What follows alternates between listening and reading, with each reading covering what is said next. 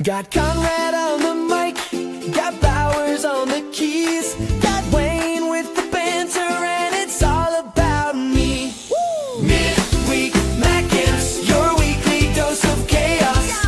Midweek Mackems, we're back to take the crown. I know it's hard to get along with the league being so strong, but don't you worry now, just sit back and listen to the song. Midweek Mackems, your weekly dose of chaos. Midweek Mackems, we're back to take the crown. Midweek Mackems. Midweek Mackems.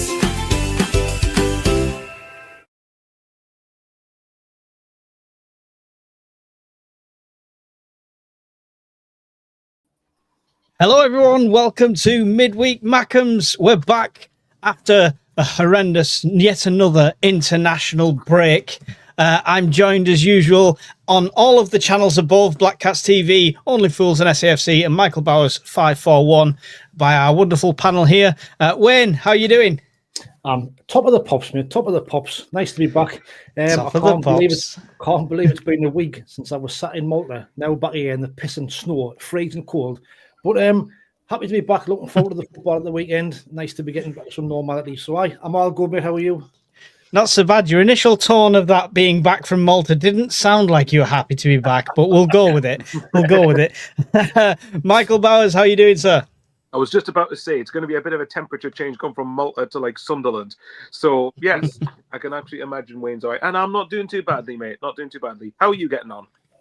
I'm good. I'm all good. I'm glad for football to be coming back. It feels like it's been more than a week. This feels European push, so you can be more smug week by week.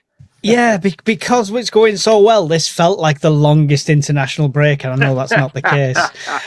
Conrad, as always, my co-host. How are you doing?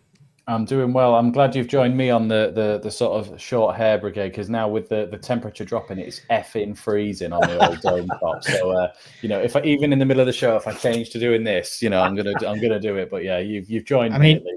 You guys call me optimistic. Conrad just referred to his hair as short hair. I mean, come on. It is. It's that's optimistic. You didn't say head hair. You didn't say what type of hair. It's head hair or facial hair. You got to be down specific. here, it's mad. But like there, yeah. Conrad, I'm just trying to give you brownie points here, mate. Yeah. Austin Powers from the neck down. Yeah. Ruby. Las Palmas Mackems was first in at 6 o'clock. Very keen, says evening, lads. SJ, why are the rumours about Juventus wanting Xhaka? We'll go into that, I'm sure. John Rosenberg's in there. John Swinney's in there. Jimmy Paddy. Conrad's in there about 4 times. John Swinney's comment out. We should have had a midweek Mackem bingo, Bowers. Oh, not that one. Sorry. I know. Hi, how is everyone? 10 a.m. here already, hitting 25 degrees at the points on the road. Would be great. Dare push all three. Shocking. We should have a midweek Mackem bingo. Bowers defends Dan Neil. Wayne yawns. Mike does wildly ambitious prediction. Conrad does a funny somewhat, and someone has tech issues. Right, get your bingo cards out. There you go. Dan Neil off and makes him look like a much worse footballer than he is. I don't know what you're talking about. I like Dan Neil. Emma's in there, says, well, good evening. I'm pleased we're not at home this weekend. Not like in the snow, like. Someone says blasphemy again. It's our God, Isidore. Wayne's Horlicks goes cold. Rogue Dog invades stream. Bowers still cannot defend Dan Neil. Yes, I can, Jimmy. Shut up. Stop slating him every 2 seconds. The more you slate him, the more I'll defend him. Simple as that. Wowzers, Mike going full Conrad with the dome, says Jimmy Paddy. How dare you guys do a show when I'm a celeb is on? Don't you know where I'm putting my attention? I know this is going to affect the numbers, and it's also affecting my relationship. Here's a solution, Emma. Put I'm a Celeb on record, pause it, go back, watch it later, and help our numbers out watching it live. Listen, we can D Bush took the trials if you want. If that gets the viewers up. I'm sure Michael, eat a testicle. Eat some crocodile arm or whatever. Only if it's still attached to you, Conrad. I was going to say, one of mine isn't attached anymore. I had to have it removed loads ago, and I don't think anyone wants to have that. Oh, So, Did you pickle it? no comment. Very short. It's transparent. There you go. That's Conrad starring these comments for his own hair, which is quite funny. Right. I can't get through all the comments. I will try and get to as many as I can. Otherwise, we'd just have a whole show of reading comments, and we'll have to do that another time. So we'll talk about the international break briefly, because it has been the international break and it's the games to talk about. Ballard got sent off for Northern Ireland against Slovakia. I mean, Wayne, you fist pumping there. That good news? Of course, it's good news. I mean, he knew what he was doing, didn't he? That's him ruled out of all internationals for the next year or something, isn't it? To the end of the season. What a shame. So some boy is big Dan Ballard. He's class, isn't he? But he wasn't the only one. I was going to say, there's another Sunderland defender in here that decided to have a bit of a break from international football next March. He wasn't even playing. Go on, carry on, Wayne. You may as well. Alderete got sent off, didn't he, for Paraguay? Big fight, and he wasn't even on the pitch. So just decided to wade in and fight on the touchline, which is just class of him. Well done. Yeah, I was expecting Conrad to have uploaded a picture of it, but he's not. It's not. There's only a video of it, but he absolutely floored some United States player. He just strong-armed him down to the ground. It was amazing, and he comes out of nowhere and just like, say it how. Yeah, it was brilliant. Yeah, I loved it, and I'm same as Wayne. I love these players getting sent off now, because now, like you say, there's no more international football for them for the rest of the season. So it's perfect. It's a good tactic, really, isn't it? If you one. Should have done it on the first international game. game. If it's a friendly, you've already qualified or you can't qualify. Yeah, it's a bit like the Siddiqui and Xhaka yellow card. We all want them to get in the next 3 games. Aye. Yeah. And Xhaka scored a penalty. He scored a penalty in the last international window as well, though. I know. But we've got a penalty. Someone who could take penalties at Sunderland. Does Enzo not count? He took a penalty this season and scored. Get his nice goals tally up. He still can't take penalties. That's the one thing I'll not. He's not up against James Trafford every week, though, Conrad. I don't need to see him miss 3 in a row and watch him cry again. I don't need to see that. Because the ammunition it would provide Mike and go, see, my end is better. Yeah. Exactly. Yeah. Just not penalties for Isidore. No, thank you. No, right. Here's what you do, right? Juventus, Xhaka can only score penalties, so get lost. Bye-bye. He's not worth your money.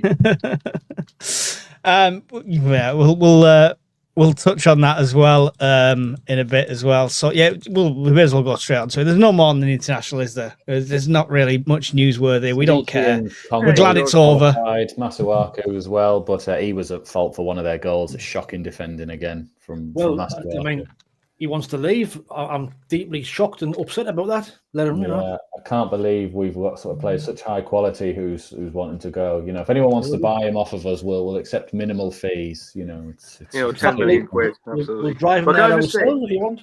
Well, can I just say, because we always ask for a question. My actual question was, do international breaks suck arse? Right, so your question's got out the window. Yeah, pretty much, absolutely, yeah, because it was related to international breaks. Because I'm just so bored during them. Like, it's, I think it even got to the point that my Saturday was spent watching Hartlepool United versus Wealdstone, whatever the hell their name is in the National League. Wealdstone, yes. Which finished 1-1 because it was good. We scored 2 goals within 5 minutes. Sorry, there was 2 goals in 5 minutes, and then the rest of the game was dull as dishwater. So, but it's still probably would have been more interesting than watching England. Everything's more interesting than watching a friendly. On the plus points for the players, it's been quite good, hasn't it? Because I think that they've all kind of qualified, haven't they? I think, Geertrude for Holland's qualified, Roos for Holland. Who else is it? Congo. Can we take a moment to acknowledge Scotland qualifying for a World Cup the first time since 1998? And Norway since the first. The Mrs.'s family is going to be intolerable. They're going to be. I would be more impressed with these teams qualifying if they hadn't extended the tournament to add in 20 or 30 more teams. And now everyone's going, oh, we've made it. It's like, of course you have. There's like half the fucking teams in that are in the bloody world. Like, of course they have. If you didn't qualify, it'd be embarrassing. But, oh, yeah, you've managed to make it now. Conrad is fine. They'll be going home after about 3 games anyway. But the best point about our Lord and Saviour, Haiti qualified and he declared for them. So. Just Can I saying. just say as World well, Cup. remember the World? Was it which one was it? Was it the World Cup in Qatar, whatever it was, 2022 one? Which one was it? Or it might have been the Euros before that, where England drew 0-0 with Scotland, and Scotland literally celebrated that. Euros Like at a home lot of League One clubs 2021. celebrated getting a point against us. Yes, they came and did a back to the wall job, got a point off of us, but we beat everybody else on the way through. But they also conceded a goal from their own half, which they seem to be buzzing at from last night. Aye. But 4 years ago, when they did it and they were knocked out, it wasn't as funny then, was it? Same end of the ground as well. So, I mean, on the international side of things, it's not over for our international side of things because, of course, we've got Afcon. Yeah. So, who are we losing in Afcon? Well, we could be losing So 6, it's 7 players. Masuaku, Reynaldo, Diarra, Siddiqui, Talbi, Adingra, and Traore, I think. Yeah. There's seven. Seven, You're right. but- Seven. Did we So- mention Ronaldo? Sorry. Out of the ones that are playing, there's only about 2 or 3 that's in the starting lineup at the moment, is there? So I think we'll be all right. Plus the fact we've got that many points on the board now, I'm not quite as worried I was at the start of the season. However, doesn't say I want to get in a slump, of course, but I think we'll be all right. So, But I mean, how it ends up happening, you want to get the point. You want to get more points stockpiled, don't you? Just in They case all of that. can't And, get- but to be fair, Mike loves Mayenda so much. There's a good chance he's probably going to play a lot during Afcon Well, and play I was on the gonna wing. say that. So They there you go, all Mike, can't silver get lining that for you. far. They all can't get that far, so we'll start to get them drip fed through back. And the two that are the most the teams that are most likely to do that well is Diarra, Nigeria, if he gets picked and if he goes. But I said to Mike the other night, I think he will get picked regardless. It's like a Rooney for England when he knows he's only going to play like the last game, he'll still go. Can I just And quickly say something, Adingra Conrad? for Sorry. Ivory Coast. Sorry to interrupt what you said, but I think there's a point on Diarra that I've only just thought of. That might actually not be a bad thing if he goes, because he won't be that match sharp, will he? And he could get match sharpness for I've forgotten what nationality is because my geography is terrible. Senegal. Senegal, there you go. So it could be that his match sharpness gets built up for Senegal, and then it doesn't affect Sunderland's results too much. If you know what I mean? Yeah, and we get him back a bit game. Well, providing he doesn't get injured again, hopefully a bit more match fit. Well, he said he's back for the Mags game, isn't he? He's hoping to be back for the Mags. Yeah, but he's not going to start, is he? Well, I wouldn't start him. You'd be very. I agree with you. Imagine that if he came off the bench and against the Mags and scored the winner. Scored the winner. We beat the Mags and Habib Diarra gets it. Oh, we'll already be 3-0 up by the time we have substitutions at 60 minutes. What about that? It affects our bench more than we'd like it to. Is the issue at the moment? That's the thing, strength in depth. Because we're like. In the ideal world, okay, Reynaldo drops out, Sirkin's going to be fit and playing and have to get up to speed quickly in the next sort of few weeks for that one. And by all things I'm hearing, he's doing quite well when he's playing for under-21s, but we all know he's also made of glass and he doesn't last that long. So if he can last 2 months until Reynaldo's back, that'd be great. And then you've got Siddiqui in the midfield and it's a bit like, right, well, who fills in for you? Because that's a really big, important role that we've been doing it. No, they didn't. They did all right. I liked McTominay's goal, and I'm sitting there going, we should buy him. Because when we're a Champions League team, get Scott McTominay back in. What a player that would be. Don't rub around Mike far too much. But I'm living. He's just rubbing off on you far too much. Yeah, yeah. It better not be rubbing off on me. I hope he isn't anyway. Metaphorically rubbing off. Yeah. I've lost my train of thought. I'm thinking about Mike rubbing off on me. Bottom corner. Separate them. Wayne, should we just leave the stream and just leave these two have the room in themselves? Go watch our last transfer video. It was pretty much that. So, I mean, it mainly affects the bench, but obviously it affects the midfield. So who's the starting lineup in midfield for you during this Afcon break then, Wayne? Well, I think Chris Rigg would probably come into the side, wouldn't he? Other than that, you would probably have to say Dan Neil would be an obvious choice. Regis de Bries has already said he still sees him as a future and as a prospect for us, so he could be a prospect. Depends on the formation, of course. You know, Lafayette could move inside and then we'll have somebody else on the wing. Ian Brown just said thinks about a 5-3-2. Isidore could move out left and Broby could play, or we've got Mayenda there as well. So there's loads of different options we can have. Just have to wait and see. I mean, we never know. Not all of them might get picked. Diarra might not even go. Is it that time for 09 to get some Premier League minutes under his belt there, Conrad? I'd love for nothing more than to have a game where we're comfortably ahead and we do give Luke O'Nien his minutes. I really think he deserves it. And at that point, I'm almost then inclined to go, thanks very much at this moment. You know, we don't want to hold on to you. You know, if you want to play football somewhere else, then please do, you know. But I want him to have that moment with us first, to just be like, where you started with us, to you finally got your dream of playing in the Premier League with us. And I think it's just a nice little story. But I don't think he's going to be a starter. I think we'll go a sort of similar formation to what you just put up, but it's going to be 5-2-3, because we've been playing a lot of two-man midfields anyway, with Hume inverting in the last two games especially. But I think you're more likely to see it be someone like Gertrude playing midfield with Xhaka and Hume sort of filling in on that one. And then you've still got McKaylee, Ballard, Alderete and Sirkin likely over on that side, you know, or even if you do a 4, you've got Hume who can go out that way and Gertrude can play out this way. We like our 3 up top, and it might be that, like we've mentioned, that Mayenda does get time out on the right-hand side, which I'm all for. I think that was where he played some of his better stuff for us last season. And Isidore could end up moving out left if Robbie continues as he is at the moment, which is contributing to big goals and big moments for us. And Isidore's not a slouch on that left-hand side. We saw quite a few times this season where he gets the ball out on that channel and will drive at teams. So was Adingra away with the Ivory Coast? Because I was looking today and I couldn't see him in. Wasn't even on the bench for their 2 games? Was he because he's injured? Wasn't picked.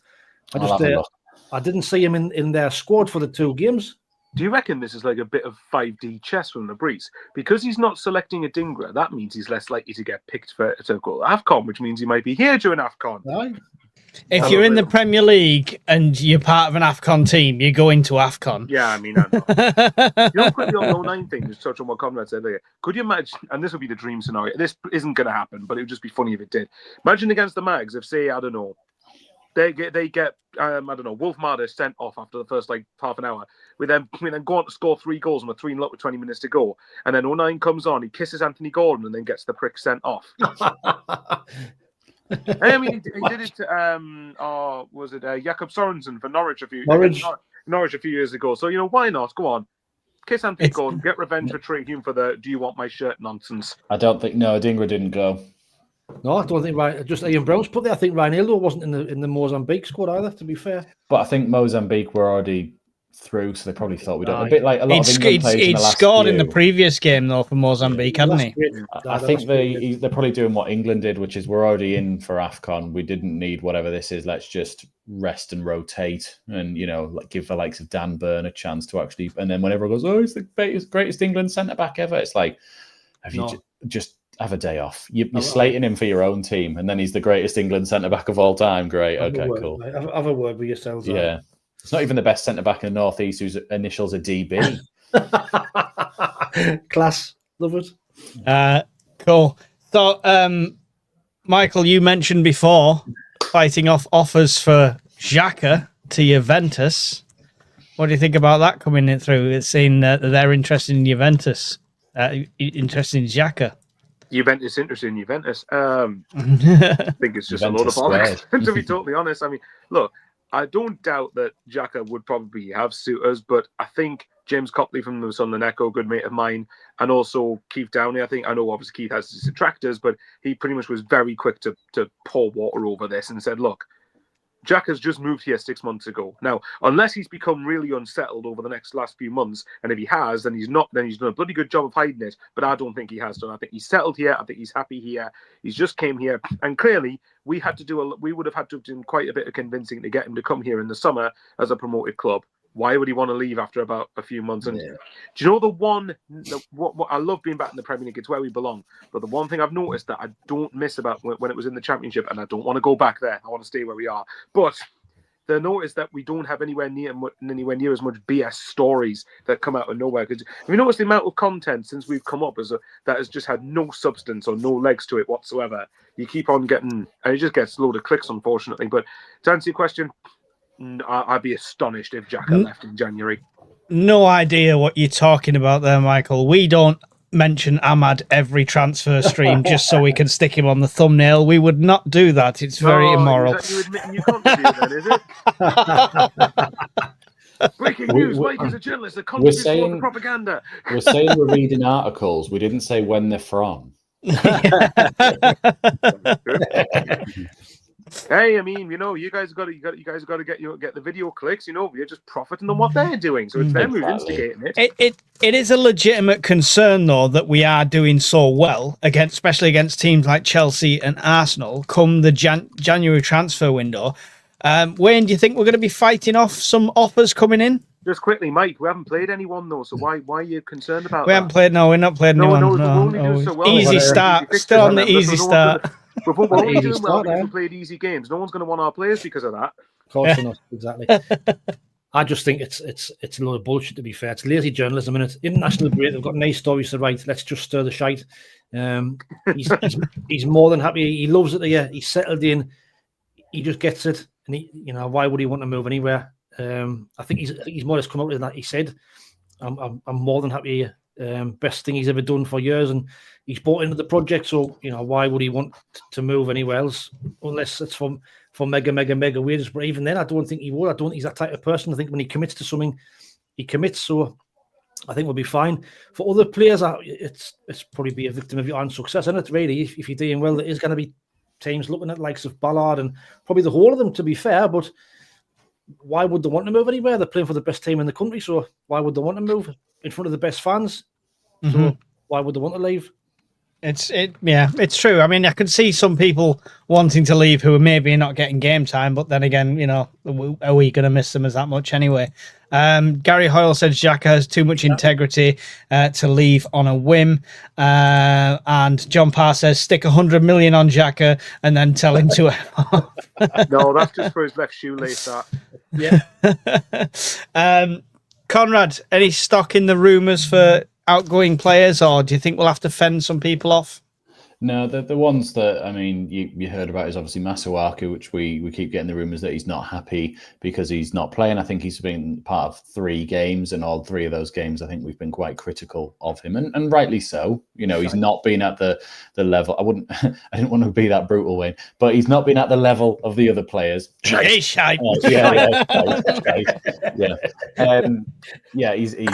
not good. And then you've got the likes of Dan Neil and Sirkin, who are 6 months left on their deals and probably looking into, am I actually going to get a go in this team, or shall I just leave on a free at the end of the season as well? And I think 09's here for until we say, basically, as well on that one. But in terms of the other players, I don't think they go anywhere in January. I don't think we allow anyone to go in January unless it's ridiculous money. Like if someone came in and went, here's 70 million for Ballard, we might at that point entertain it.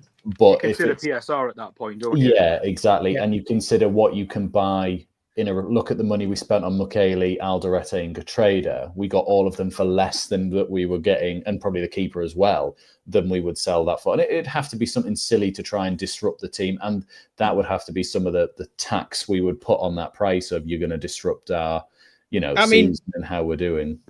Obviously, the club is as ambitious as me, and they want to go past 10th sort of thing. So they're willing to spend money in January as well. Mm-hmm. So, I mean, we could set our own price tags pretty much. There's no reason to fire sale anyone off, is there? We could really set high price tags if we wanted to. Could we do early business again, like we did with Enzo last season, where we know that players are out at Afcon, but we go like bang, 20, 30 million on a central midfielder on like the 1st or 2nd of January, tie the deal in by like the... No, it makes better content if it's all on deadline day. I'm just saying, Enzo was in, and we still did well on deadline day, Mike. It was just, true, to be fair, he didn't say one or the other, did he? Yeah, I didn't say it's not either or. It's just, it was, especially because of Afcon, and could be injuries that come back from that one as well. They could get all the way to the final and need a break from it as well. You just want that one. And for me, central midfield or wings is where we need another player anyway at that point, or like an attacking midfield anyway, because I thought Diarra was all right for the 4 games that he played for us, but I didn't by any means think he was fantastic. No. I thought there was a lot of like, okay, I want to see more, I want to see you involved more, but unfortunately that rug got pulled out from underneath him with his injury there. But I don't think we've missed him from the first 4 games either, or we've adapted well enough that it doesn't matter. And obviously been, from the first 4 games we had 6 points, and what we're on now, 19. From the other 7, so we're doing pretty well. Have you seen KLD's kind of quote, or what he's been saying in this past week? He said, "Fuck the Mags, I'm not painting the bar again." Apart from that, we're going to sneak into St James's Park and paint it red and white. Yeah. He was asked if the Champions League was a dream, and he came back and said, "No, the Champions League's a goal." Yeah, I did see Is that. this on this documentary thing on YouTube? Yeah, it was I've class. literally got it in the background right now, and I've not seen it yet at the time of speaking, so I'm going to watch it. But yeah, now was that a tongue-in-cheek comment, or did he? No. Was that a tongue-in-cheek comment, or did he actually? No. No. Oh wow, okay. He means, for me, he means business, and he wants to be up there. Mike has literally infiltrated KLD's mind here. Mike is KLD. Oh my god. Imagine that. That's why I'm broke all the time. This football club's taking it all. Yeah. In January, it was in French, wasn't it? That video, but if you put the captions on, and it's exactly what they said, and then Enzo does a somersault. Serious question, actually. If Mike says he's that broke, put a bet on for Sunderland to finish in the Champions League. You probably get exceptional odds for that, and then if it happens, then you can just go. If you're confident it's going to happen anyway, then you're going to get a shit ton of money from it. Yeah, what kind of idiot would put £10 on us to win the league at the start of the season? I wonder who that would be, mate. Genuine question, actually, because how do you approach January in that sense? Because let's assume that we get another. Well, ideally, but you got to. Yeah. I'm trying to keep my feet on the ground, 1 foot on the ground at least. I'm going to have one high pie in the sky, but like regular pimp. Pretty much, yeah. I'm looking at it like Conrad mentioned was another midfielder, and I think wingers is the priority that I think we need to sort of look at. But you also don't want to spend a lot of money to then restrict yourself PSR wise over the next couple of seasons, if you know what I mean. Like a lot of teams have gone down the road of a couple of seasons where they spend a lot of windows, and then they've got to cut a couple of windows where teams can't do that much because they've blown their PSR allowance basically. But on the other hand, that also obviously depends. If you have one, like what Brighton do, if you have one big sale every summer, then that's what I wanted. Sorry to interrupt you there, Mike, but that's what I was going to say is a lot of those teams were like, oh, we have to sell somebody, but we don't want to sell anybody. Whereas our model for 4 years has been make someone better, sell them for big profit. Yeah. And then allow them to improve again from there. Exactly, and use that money. So you're sitting there going, Mukiele, fantastic player. I don't think he's here going, this is where I want to. Maybe we do go when he carries on with us, but he probably goes, I'm here to show that I should be playing higher level than this, and that's where PSG were wrong and Leverkusen were wrong about me. So he's the one where you could flip him for a bit of money, and your youngsters is unfortunately it's the likes of Ballard, it's the likes of Rigg, it's or Hume. You say Ballard, by the way, but he's 26 now. Yeah. That's a prime age for a centre back at the moment going into. No, I was going to say for our model role, that's like middle age. That's like he's ancient. We're only going to offer him a 1 year. We're only going to offer him a 1 year deal now because he's that old. But yeah, it's the sort of the how we make the money, and I don't think we're sentimental enough that we go no we have to keep. I think we know there has to be sacrifices to move yourselves forward, which I think a lot of teams, Newcastle, Aston Villa, I'm trying to think of Brighton to an extent, don't want to lose someone, and that's sort of biting your nose to spite your face, like that sort of thing. That's why Villa. The other thing as well is that, like I said, because if you think down the line, this is why we've got a lot of these guys on 5-year contracts, because you keep them here for 2 years, then at the point you sell them, they've got 3 years left, hypothetically, and you can still command a lot of money. Sorry, Mike, go on. I know you were going to. I was just going to say, because the model is still there, whether we splurged and got a few older players. I think as long as we don't waste money on, Reynildo's touching the edge and Xhaka's touching the edge of the age we should be going at. It should be like in early 20s and stuff like that. And I think that's what we're still going to be developing players. We're also going to attract better youth players now that were in the Premier League that were being successful. So we're going to carry on that development model and making stuff that way. And I think by the time 2 years comes down the line, like you say, we're going to have developed quite a lot of really good players anyway. So I don't think it's going to be an issue where we can't spend. I don't think it'll matter. No, we've got no reason to change, really. It's working. But I was going to say, like Aston Villa, that's why they're struggling, because they had to sell. Was it Jacob Ramsey went to the Mags for something like 40 odd million? They had to sell him the Mags had to sell Ellie Anderson for big money. The Minter as well, yeah, exactly. So that we didn't want to be in that situation where we've got to be selling players. So. Whereas if you know you've built it into your plan, so that's it. I don't want him to go, and I think he's brilliant. But Siddiqui is clearly proving that he's better than this. Not better than this. That sounds awful because we're great, but he is. Yeah, he is a better player than. He could be fantastic. He could be. There's another spanner in the works to throw into it, though. Because we're going to get into Europe. That's the spanner. Well, hopefully, well, actually, it's relevant to that. Funnily enough, let's say, for example, we did get into Europe, right? Before Mike will probably smoke his cigar and just like have a nice little pint and just say like, "Yep, told you." Yeah. For those who are, someone needs to screenshot that. For those who are audio listeners on Spotify, subscribe by the way on Spotify.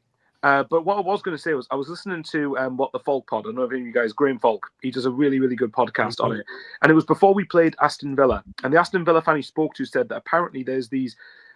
Rules about the PSR rules of the European version of it is stricter than what the Premier League one is. Yep. So it might be that if we are genuinely looking at Europe next season, would it make sense then to get the depth in January so that we won't have to do as much in the summer if we were in Europe when we're not allowed to do as much? Good shout. Good shout. I mean, potentially. But I would say aye. They're saying they're going for it. That was the Everton interview where he said we want top 10, but in his head, I mean, 2 places higher, you could potentially be touching any of the European competitions at that. Well, there's a lot of European players. Could we be getting 6 Champions League places? It's normally 7. It's at least 5, isn't it? But maybe 7 6. is all Europe. 5 is normally the Champions League. Sometimes it's 6. It was 6 last year, but it could be another. Well, piss that, man. Yeah. Easy. Right. I need to read some comments because I've not read any. So don't mean to neglect you guys. There's 137 of you watching across all the channels, so we really appreciate it. Thank you very much. Whichever channel you're watching on, make sure you smash like and make sure you subscribe to all of the channels. Las Palmas Mackham said when we were talking about Xhaka, on the Xhaka transfer rumour, it's a load of bollocks. Heard one of the agreements in Xhaka coming was business deal with KLD when he finishes football. There you go. Could be a coaching thing as well for him. I think. I really think he seems like he could be a manager, and that's probably what they're giving him a route into with us as well. That'd be nice. If he came a real staple, a part of the club. That'd be awesome. Elise, where the heck is Elise? And I can only hear that to Alice, who is Alice tune. Centre back, very decent. Left back, yeah. He's on his way back, and he's back training again. But I don't know how far away he is from playing. But he is back training. But has he played for the reserves yet? No, I don't think so. But he'll come back and he played 2 or 3 games, and it's really frustrating for the lad because he's a good player. He really is a good player. When he first came, he was class, but unfortunately, injuries are just same as Huggins, similar type of player, loads of potential, glass ankles, but just kind of stop fit, unfortunately. 09 is not Premier level. Let's be honest here, says SJ. Sorry, go on. We also said he wasn't League One level. He wasn't Championship level. He's proved us wrong. That is true, but the Premier League's the biggest jump. It's a massive step, but I mean, I mean, look. If we sorry, I'm going to disappoint and break Mike's heart here. But say if we didn't get Europe, right? Imagine then at the end of I know exactly, but imagine if we finished 24 points ahead of Leeds and Burnley. That'd be quite funny. But no, what I was going to say was imagine at the end. That'd be neck and neck. Then that'd be same points. Pretty much, yeah. We're pretty much leveled out, really. Yeah. As long as we have a better goal difference, we'll still stay up. It's fine. But what I was going to say was, if at the end of the season it comes to a point where we've got a few games where we're kind of mid-table-ish, it might be worth giving him a game then. Even if, say, for example, away at Wolves, who are like, or if the Wolves are already down by then and we're already safe, but Europe's too far beyond us, then it might be worth just sort of bringing him on for a bit then and say, look, as a thank you for what you've done, here's like say 20 minutes in the Premier League or whatever it is. I don't know. I think he'll take a time, and I think he'll get his shot, and he's got his chance to prove it, and he might surprise us all. He has done, like Wayne says, he's done it season upon season as we rose up, so we shall see. Yeah, it's also a case that I could see him staying for the next 2.5 years, because what is it, 10 years if you stay here, you can get a testimonial? Yeah. And I think future Sunderland, Xhaka as manager, 09 as assistant. Well, like imagine that. What a duo that would be. It's not about on the pitch, it's what he does behind the scenes as well. Well, that's what I mean. He's massive exactly. for that regard, isn't he? It's just, there's a lot of things going on behind the scenes that we do, and seeing these players who are not playing still play a massive part in the dressing room. So Exactly. I was going to say that. I think he's one of them that he doesn't mind that he's not playing. No. He's just a brilliant person to have around for the whole team, and he's still contributing in a positive way, then, isn't he? And he'll still be part of the leadership group that they have now. It's never just a captain on his own to manage us. I'm sure it'll be Neil. I'm sure it'll be 09. I'm sure it'll be Xhaka, and then probably another one in there as well. If you look as well, every time he comes off the bench, he gets a bigger reception than everybody else. He sort of gets to run out on his own, doesn't he? They go, you go out first, and then 2 minutes later, we'll send the rest of them. And every time he comes out, everyone stands up. Yeah, I think everyone loves him. Yeah.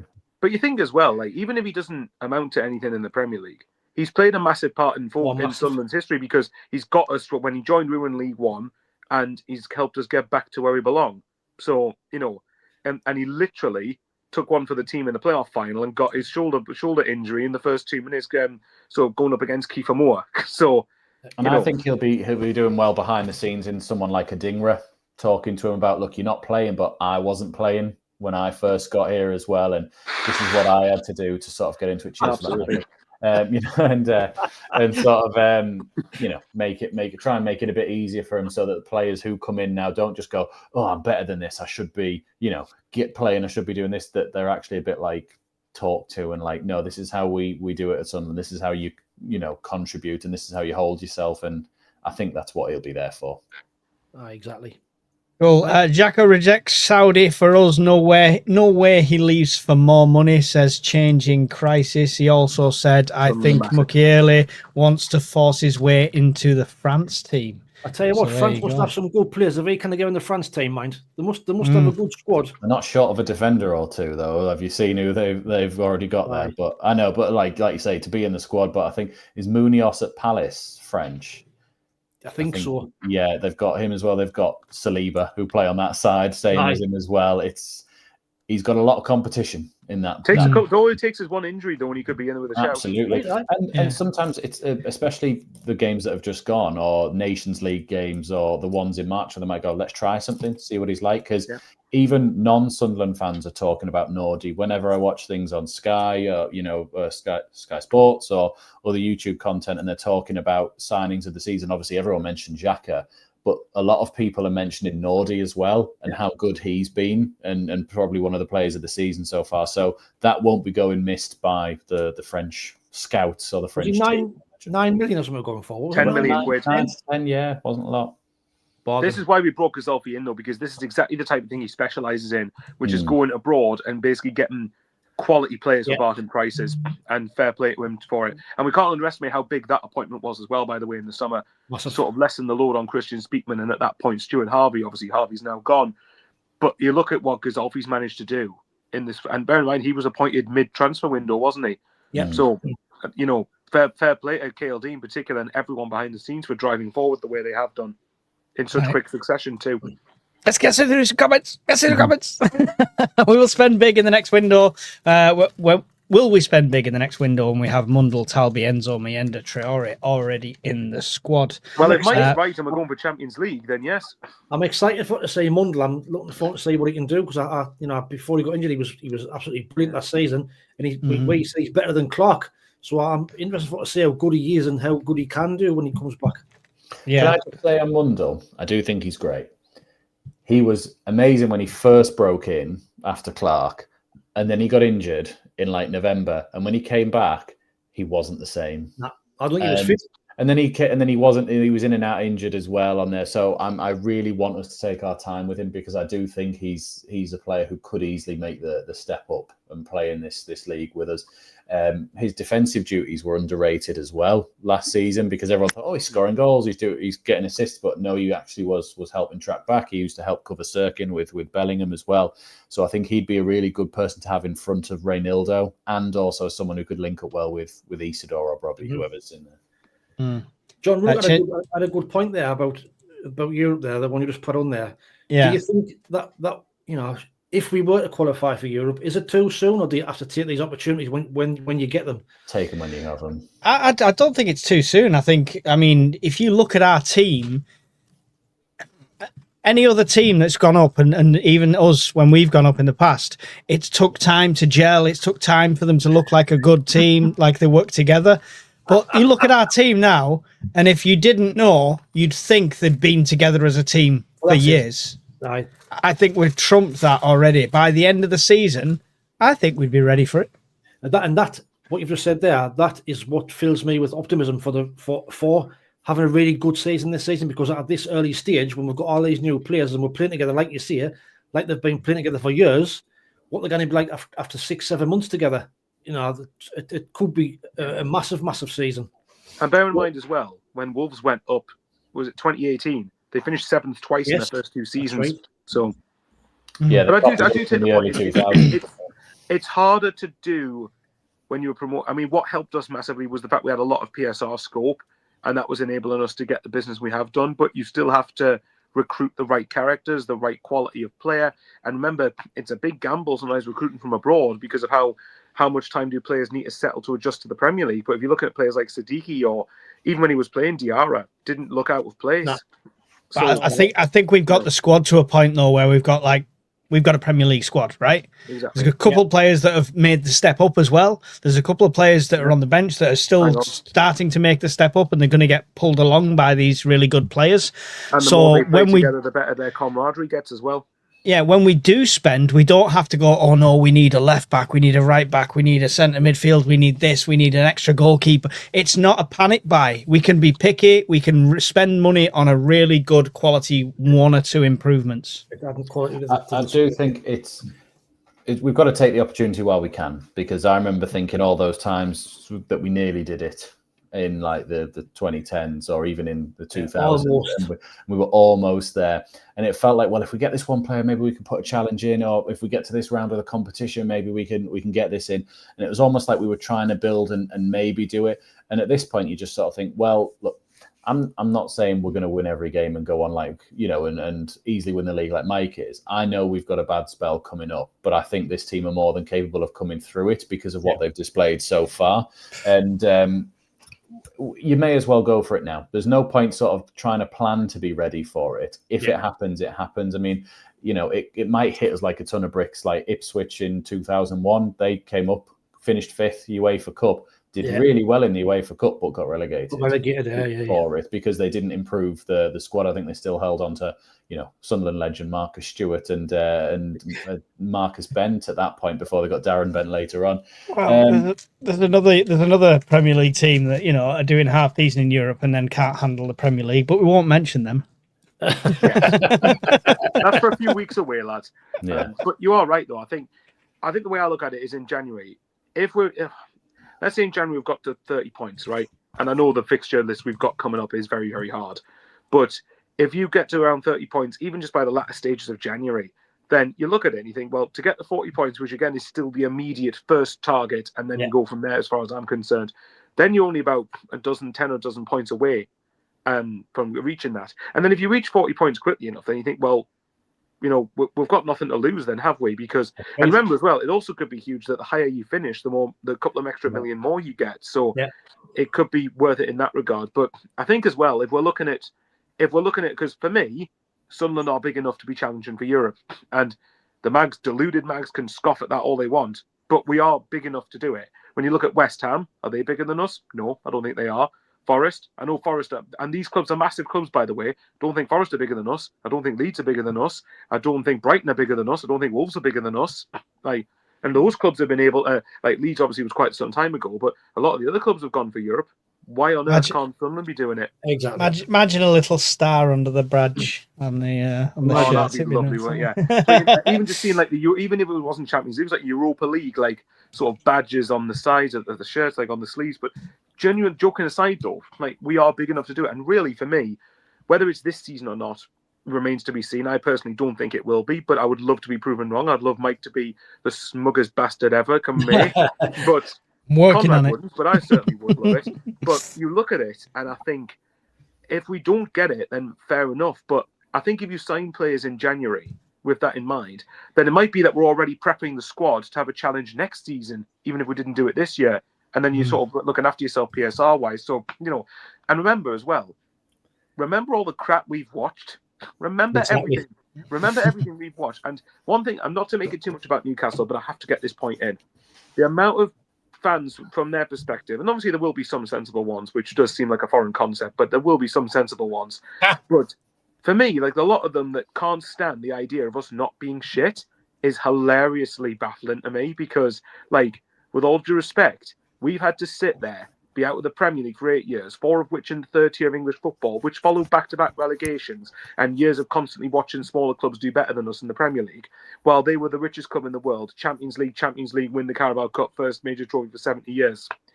With all due respect, they can F off.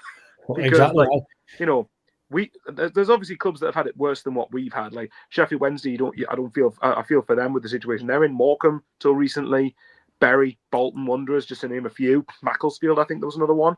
Like, obviously, all clubs that have had it tougher than us, but we have been through the mill. Like, True, right, more than a lot of people. And are for a fact they are shitting themselves for playing us in a few weeks. They're fucking shitting themselves. Yeah, of course they are. They've got everything to lose. As long as we sign, as long as we sign, the only one I want to sign is that Guendouzi. A, because I've learned his name, and that's an achievement for me. Conrad will tell you. Very well. And B, I found out today that Newcastle are after him as well. So we need to sign him now. So you just want to sign just to piss their fans. Yeah. But like, I genuinely think a lot of people underestimate how big we are. Yeah. Mike Cassap, hey guys from Melbourne, Australia. I have a question with 2 key players on 4 yellows. Should we rest those players before the big games? They're all big games, Mike. They're all big games. Get your money on both to get booked at the weekend. No, here's what happened. One of them gets booked against Bournemouth, then they miss Liverpool, and the other one gets booked at Liverpool and they miss Man City, and they're fresh for the derby. There you go. I think that's fine. I think one gets booked at the weekend, then one gets booked again for Bournemouth and miss Liverpool. I think that's the way it works. I see that as well. I think, I don't see us getting through the next 2 games without one of them getting a card. I think as long as you get a good result at Fulham, I think I can live with that. We will. Right. I'll just put that one on screen. There we go. Thank you, Edwin. What you guys got for me this week? Wayne? Yes, I've got my usual who am I. Hopefully these 2 fuckers didn't show off and start getting them after the first question. For those who didn't live, for those who just that was funny last week. I'll tell you what. Guessed it within 2 guesses. Yeah, I'm going to, at this point, if I know it, I'm going to do a 5-second countdown so that you've got time to go through it, okay? Right then, first one, all obviously Sunderland Fulham related.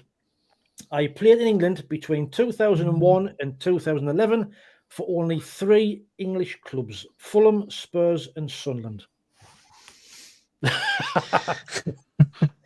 It's a dick. Steve Malbronk. Yes. Indeed.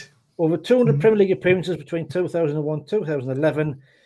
What years was he at Sunderland, Conrad? 2008, I want to say. 2009, maybe. Yeah, well done. Well done. Next one then. I became Northern Ireland's all-time top scorer between 2000 and 2013. Make it 10 seconds. Let him get through the second clue at least. I spent the 2007-2008 season at Fulham before joining Sunderland. Oh my God, guys, you're so thick. Come on. David fucking Healy. Come on. Jesus Christ. He scored just 1 Premier League goal for Sunderland between 2008 and 2010. Oh, it's David Healy. Who did he score against, though? I think he scored against, it was either Stoke or Fulham for us that he scored against. Conrad, you're not allowed to guess till the last clue, so it gives the people in the chat a chance. I'm not thinking of me. I'm thinking of the poor people in the chat, all right? I'm going to put my hand up, though, if I do know it, just so you know that I'm really smart. Oh, well, then Who is? My senior career began at Manchester United in 2002.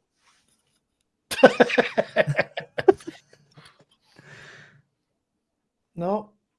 I played for Sunderland from 2007 to 2012, making more than 130 appearances. Fraser Campbell. Kieran Richardson. Well done, Mike. Well done. A player I like. Next one, then. My professional career began in 1999 with Manchester City. Okay. One Conrad hasn't got straight away.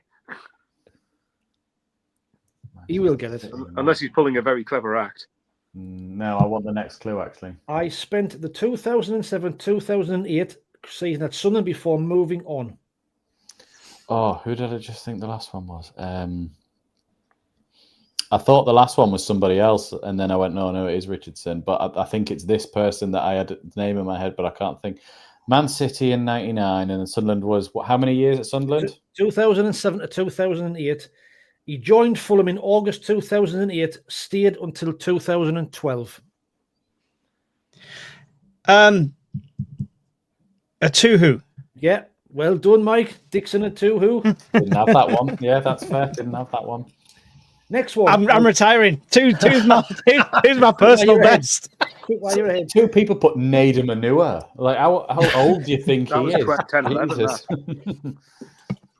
Next one, then. I played for Hull City from 2006 to 2009, which earned me a move north. David Myler? No, I joined Sunderland in August 2009, staying until 2012. Turner. Oh, yeah. Got competition here. Tell you what, Turner. Paul, let you bow to you two. Go for it. That's what I had. Turner. That's the only one I could think of in a whole show. I forgot he played for Fulham, though. I was like, it's Turner, I think it is, but I didn't remember that he played for Fulham. 2014, 2015. Just the 1 year. Fair enough. Next one. But, wait, hang on, Wayne. Mike, close the chat. Close the chat. Yeah. I wasn't looking at the chats over here. Yeah, So if I'm looking over here, I'm looking at the chat. That's what I earned 65 caps for Wales between 89 and 2004. Played for Sunderland between 1996 and 1999. That's before I was. Oh, That's my headache. Nicky Summerby. That's my headache. I joined Fulham in 1999, staying until 2005. 2 spells with a loan in Lee between. Clark.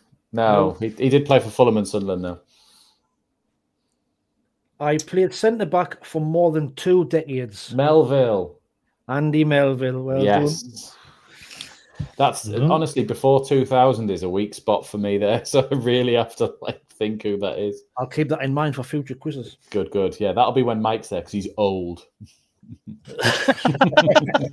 Listen, if anybody knows about old, it's me. Yeah. Right. Did you tell me to turn the chat off just so I'd click on the starred bit so I'd see Ken's comment about Mayenda? That's the only thing on my screen now. No, but it's just because I believe you're reading it. I joined Sunderland's Academy in 2015. Okay. Just 15. I made my first team breakthrough in 2017-2018. Josh Madger? Yes. Josh Madger. Yeah, I couldn't get the name. I was just going to say, I thought it would either be Josh Madger or Joel Asoro because both of them debuted that season, didn't they? Yeah, Yeah. Madger did play for Fulham for 6 months in the COVID season. Didn't we sign him from? Was it from Fulham's academy or Man City's academy? Man City's. Man City's. Yeah, I thought so. My Premier League career began at Fulham in 2000. Okay. I scored 63 Premier League goals between the year 2000 and 2012. Louis Sahar. Louis Sahar. Yeah. Sorry, I wanted to jump in on that one because I felt like I hadn't put my hand up on the last 2 and I needed to assert my dominance again. You'll get this one as well. I won the FA Cup in 1984 with Everton. With Everton? I played for Sunderland in multiple spells between 1989 and 2000.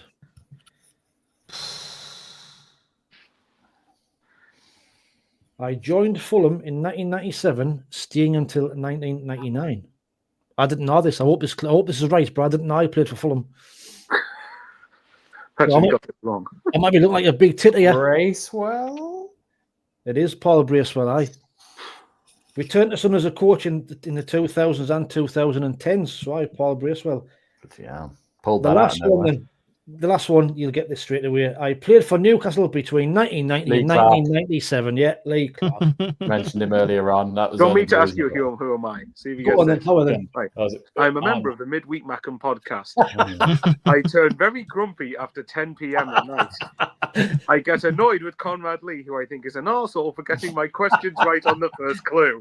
Who can that be? Conrad. I No. also do a video with a Leeds fan who somehow did not think Xhaka gets into the combined 11.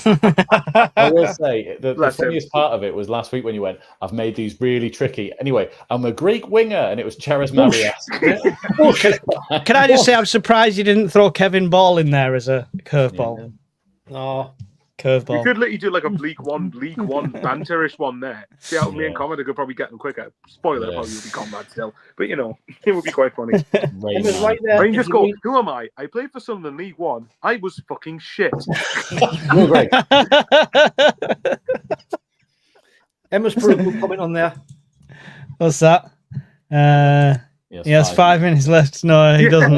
On a Tuesday, you can go to 11. He didn't mind staying up longer. He was just enjoying the view. No, of the sorry, mountain. sorry. He No, prefers now he's he, back he home. prefers the company of a Leeds fan over us three. Is what he's telling us subliminally. No, I'm just no, throwing that that's out.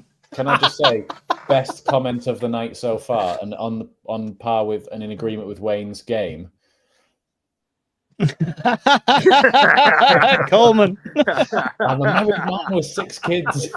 Oh, that's brilliant. Yeah, that's class. Yeah, That prick one. you, Yeah, go, really prick. good. I feel his pain. I feel his pain. Conrad, have you got a triples up top 10 thing? Yes, I do. I did earlier on in the week. I was a bit like, I've got another game idea to do, and I was all for it. Then I walked in 10 minutes before we started and went, "What the fuck was I doing again?" So I have made this one right at the last minute, and I have used You've done it in AI's help. 10 minutes. You've I used asked AI to ChatGPT. help. I asked Shocking. ChatGPT Shocking. to Let's do it send for 10 me. random Sunderland players in positions. What here. I did is I put all my previous ones in. I said, "This is what I've done. You can get the vibe of what I'm doing. Can you name me 10 former managers that Sunderland have had?" Oh, Oh, okay then.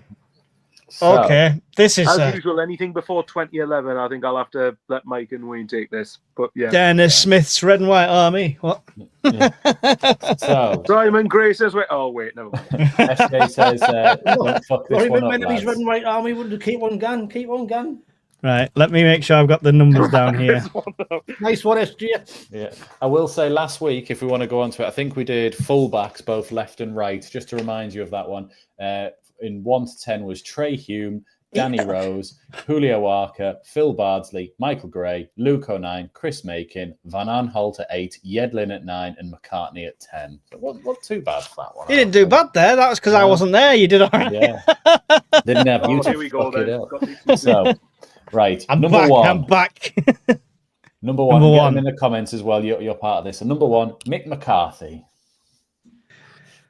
I like Mick. He couldn't pick a pitch in Saipan to save his life, though. No, but I like the guy. Yeah. So, Shit manager. 6 or 7. Well, there can't be any worse options, can there? There can't. He's only he's only one of 4 managers to get promoted from the Championship, though. Yeah. The thing is, he didn't really have any money to spend in the season in the Premier League, the 15-point year, did he? Yeah, he was given 1.5 million to spend on John Stead, and that was the limit. Yay.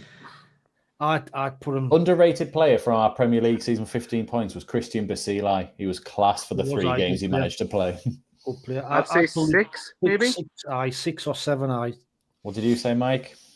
I said 7. I'll go 7. Yeah. Okay. Yeah. Comments are going. There's a good few 6s in there. There's a 7. So I mean, I'm James, happy to go with 7. Like, to be James fair. Bowen's put 3. Andrew McCarthy, Walsh 3. put a good comment in there. What's that? He Andrew can't Walsh. get for. He can't go in 10. He can. I was about to say. I was about to go. He Brilliant. can't go in 7. He is, and he can. It's Mick McCarthy in. Oh, did he say 6? Or you said 6, didn't you? Well, I'm happy with 6 or 7. 7. I'm happy with 7. 6 or 7. Sorry, I had to do it. The young people will know that one. Right. Okay. Next manager, because my phone's gone off. Number 2, Roy Keane. Another manager who got promoted from the Championship. I liked his little black book. To I think a it's degree. I liked his kung fu kicks for team talk boards. I'm going to go. I will say, four. if this guy's number one, I'm going to go and smash into somebody just to make me feel better. There's too many good ones and too many bad Everyone ones. who gets that, fair enough. I get it. Yeah. 4. We've got 3, 5, 4, 4, 2, 4. 3. I would probably say a 3 or 4. So I Mike don't have the got, attachment to Roy Keane. I mean, I know he did quite well though, didn't he? He's always very your call. We're both on 3 or 4, Michael. You're the decider. 3 or 4. Fine, 4. 4. I've got visions. It's weird because my perception of him is that I keep getting baffled when people want him back. He's done nothing in football management ever since 2010. No, he hasn't. It was just number one. Just at the time. I've still got a black away shirt somewhere with Keane across the back, but it wouldn't even fit on one leg now. In fairness, I can't deny the good he did for Sunderland. So yeah, I'd say 4's fair. It was probably just right appointment, right time, and right set. Yeah, probably. So we got 3, 3, 4. Ian Brown 3, Edward Young 5, Gary Hoyle 6. Sorry, I should start telling them what the comments are doing as well. Mick McCarthy's in 6, and I'm not letting them two fight again. We've got a whole. No, he's in 7. Mick McCarthy's in 7. He went in 6, didn't he? 6. No, he went in 7. We'll put him 6. He's in 6 now. Right. Okay. Yeah. Right. Anyway, okay. Has anybody got visions of Michael Beale being number 1? Because I can see it coming here. Oh Jesus Christ! Could be worse. Could put Stoko in 10. Steve Bruce, number 3. Steve Bruce. Our second highest finish as a Premier League manager. His first 2 seasons, were good ones. You've got to judge him off the whole thing, though, right? But when it was ending, he won 2 in 30 games. That was shocking. He was lucky that the season split over 2 because of that. Gary Hoyle 7, Jimmy Paddy 10, John 8, 10, 7, 7, 3, says Sean Thompson. See, I'd go 5. You can't argue with 13th and 10th in the Prem. Put it this way, compared to Martin O'Neill, and I bet you a lot of people would view him more fondly, I think the end of Bruce's tenure was considerably better than the end of O'Neill's. You've got to think who else is potentially going to be said. Well, that's it. Like, it did end very toxic, and he did deserve to be sacked. But right, go on, 5. We'll go 5. I think he gets a harsher name. I think for his time at Sunderland gets looked back on more harshly than what I think it deserves. Right, Michael, put him in 5. 5. Okay, so you like to do this. You middle band yourself. 4, 5, and 6 have all gone at the moment. Oh God, yeah, it's always one extreme or the other in the end, isn't it? Yeah, you try and hedge. No one's willing to go number 1, and then go number 1 straight away. Michael Beale 1. Oh yeah, we are. If you say the right name, we'll say number 1. Number 4, Peter. No, it's not Peter Reid. I wouldn't do that to you. Number 4, Michael just mentioned him. Martin O'Neill. Martin O'Neill. No, I didn't like him. What numbers have we done so far? 4, 5, 6. I'd have to 7 or 8. 7, 8. Because I think apart from the first 3 months, his tenure was shite. His football. We are literally filling it out from the middle block here. We've got 1, 2, 3, or 8, 9, 10 left. His football was shocking. I thought boring. John's gone 8. Jimmy Paddy's gone 8. Andrew Wall 6. Las Palmas Mackham 8. SJ's 8. Emma's 7. Kevin Taylor's gone 1. Get in, Kev, lad. He is. Are you related to Martin O'Neill? Is that I just think, right, to be fair, the only reason I'm giving him a 7 is because the FA Cup run was good, and that was it. But I think I am when convinced he sacked it off at Everton at home. To be fair, though, I am absolutely convinced, and I'm not saying DeCanio should have been here longer term. That should have been a short-term appointment to the end of the season. That was it. But if that change hadn't happened, we would have gone down that season. I'm absolutely convinced of it. We were sleepwalking into it. Yeah. We looked poor against 10-man Norwich and Newcastle. 7. Okay, well, again, Michael has mentioned him. Number 5, Paolo Di Canio. This is not. I like Di Canio. This list, I promise. I like Di Canio. I've just realised. Right, I'll tell you. After he's not an 8 for me. He's got to be a 3. No, not in any way. Nah, no way. I like Di Canio. The passion. The highest I'd be willing to give him is an 8, and that's only because of the mag game. And even that's probably generous. 20. SJ says 3. There you go. 4 because I want dirty knees. So look, 1 for the dirty knees. Nah, you can't base it just on that. Well, what would you have given him, Mike, out of the numbers that were available? That second 3. season, he was shit. No way he's a 3. I'm not having that. Right, okay, fine. Okay, we'll do 8. Shocking. been The Overruled. only reason he's not Overruled. is because of that one result. That's it. And the home win against. I'm going to write Di Canio and then So what, sorry 2 wins in brackets. 13? Brilliant. And he hates ketchup. And he hates ketchup, aye. But he was a big reason that we lost Phil Bardsley at the club. Like even when he came back in under the next manager, I think his time was done. Hang on, is that you saying the next manager who followed him at Sunderland, or the next manager in this list that you're about to The say? next manager who followed Di Canio, Gus Poyet, I was going to say do because enough next to get one could Bardsley have had a back different in. name there. Yeah. So number 6, the 1-1 specialist, Jack Ross. Jack Yeah. Ross. 10. Yeah. I would probably go with a 9. Like. Can we save 10 just in case he trumps us Well, with Beale? I'm happy to go 9, and I Have stand we got by 9, it, is I 9 think- left? Yeah, 9. Yeah, 9 and 10. Because you've gone 4 to 8. Like you're hedging your bets. I've been outvoted on all of these. We're doing this reputational thing though, where we're just going one extreme or the other, and we're saving both for the very end. Don't bro. worry. I Mike stand will. by, and here's another thing I stand by at this day. He should have got us promoted with the team he had that 100%. first season.